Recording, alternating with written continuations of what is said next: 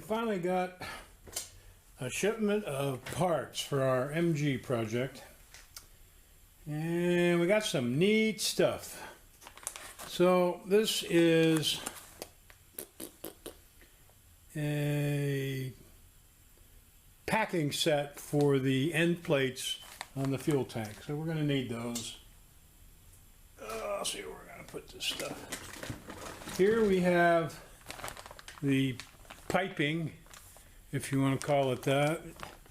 It goes, fender welt, whatever you want to call it, goes between the rear fenders and the body and the running board and all the way up to the front fenders. I'm going to try to use a piece of this across the top of the doors. It's fairly wide, looks to be about 5/16 or 3/8. It's got a big flange or piece of cloth on it, so we'll try to use some of that across the top of the door instead of a piece of windlace. We got a couple of these new door cover latches. Since we were able to save our original latches, we got these nice new chrome covers. Should look pretty good on there. We got a whole bag of spiffy stuff here. We got seals for the fuel tank outlet and plug, and seals for the sending unit. We got pads for where the door closes. We've got new bolts to bolt the rear wings or fenders to the fuel tank, and there's a couple of cushions that go in there. We got those. Bunch of other stuff I know in here is a grommet for the air cleaner to the valve cover. Just a lot of little dinky stuff that we needed. And then the big thing in the box is this big Mazzippus here. This is the new tunnel cover. And it's interesting because this is pretty heavy duty rubber. Looks like it's nicely made. Pretty sort of floppy. And the reason I say it's interesting is the one that's in there now is sort of hard plastic. So I don't know if it was rubber once upon a time and turned hard or what happened there, but this one's rubber, and there's a little door here, some kind of access door for something. One of the things is there's a place here for the dipstick, I think, and gearbox filler or something. Of course, the shifter comes up through here. Now, there's probably a foam steel or something that I did not get. We'll see about that. But this is an interesting piece. We're going to have to really take all the seats and everything out and get that installed. That's really probably the next big project, is to go ahead and get that bolted up to the foot pan and to the tunnel that goes on top of the drive shaft, and get all of that stuff bolted in for the last time. And then we can go ahead and put the floor pans and everything back in. But it wasn't cheap, but we got to have it, so there it is. Yeah, we're still playing with this door, a never-ending project. But I wanted to show what we did here. And essentially, we have our ABS panel that we made. And then we put a piece of trim across the top of the door here. Now, from what I see and what I was told, they normally use a piece of windlace here, which is pretty fat, and to me doesn't look right. So of course, what do I know? But I took a piece of the fender piping, which I lost my train of thought.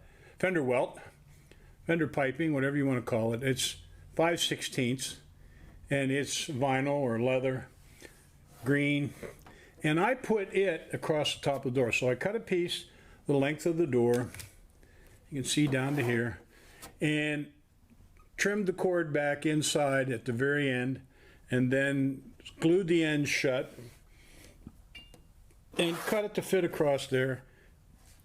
And now when the door panel gets upholstered, the upholstery will come up and tuck right up underneath that windlace trim and seal everything up.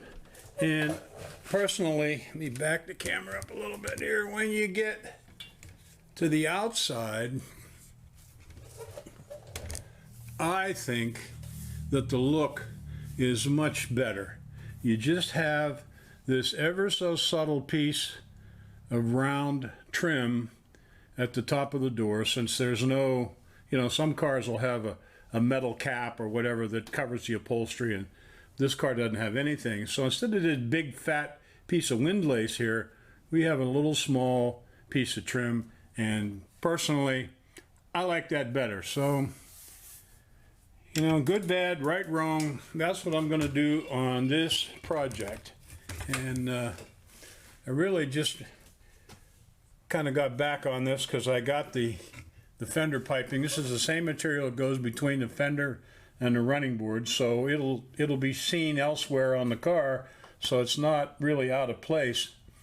And then, of course, we may have discussed before, normally they put that windlace all the way down through here around the door opening, up the other side, up across the back, up over the dash or the cowl, and I guess it just finishes, it really finishes the edge, so you don't just have a piece of flat material here with upholstery wrapped around it.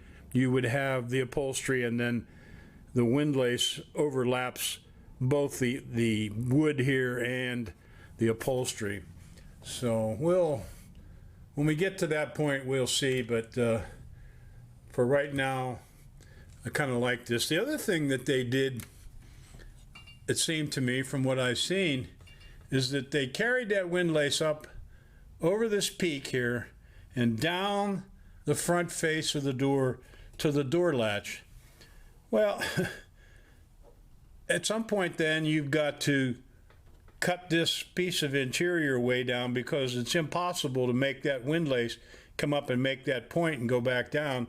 So they make a big curved area there, and I just don't think it looks right personally. So anyway, that's it. We'll be on to other things here shortly, and we'll just keep doing what we want to do because it's our project. Since we got our parts order in, and we got our fender welt or fender piping, whatever it is, we're gonna cut a piece and fit it up in the wheel well here, and this is basically where it goes, and then the fender or the wing would go up against this, and it all tacks into the wood underneath. But what that does, it fills that gap between the fender and the side of the car, makes it look nice and tidy. So we've cut a piece that will go all the way around the wheel opening, all the way down to the bottom of the side of the bodywork, and then it'll also go around the back and down the back side of the fender, and that'll dress that up quite a bit. I think we're probably going to have to put another coat of paint on here first. It'd be a lot easier without the piping in place. We had some custom windlace made at the local upholstery shop. Really it needs to go around the top of the dash here between the scuttle and the dash, and I think that's going to work out real nice. Normally that windlace went across there and down around the door and up the other side. We're not going to get that carried away with it. We'll just go across the top of the dash with it, and then we've got some extra material, matching material to do the door panels in, so we'll work on that a little bit.